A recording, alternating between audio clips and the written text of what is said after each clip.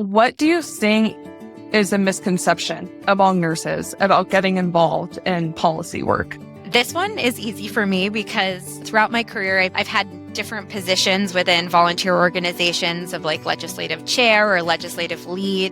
And so I've had the opportunity to lead lots of different types of nurses to go to Capitol building, state capitol, at the national level.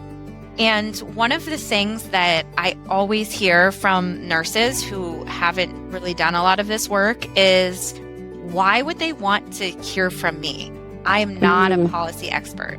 So I think the biggest misconception is that to engage in policy as a nurse, that you need to be a policy expert. If I could tell every single nurse, you don't need to know what the meeting schedule is for your representatives. You don't need to know when they're in session. You don't need to know about specific bills or specific pieces of legislation. If you do, that's a plus, that's great. But really the biggest piece of being involved is you being an expert and standing in your nursing expertise. The value you bring is your own expertise as a nurse and the stories you can share from your patients and families.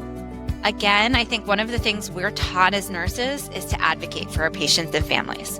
What that might mean is, okay, I know that my patient has pain that's not being touched by our current regimen. Okay, we need to assess, treat, reassess. If it's not working, I advocate to change the regimen.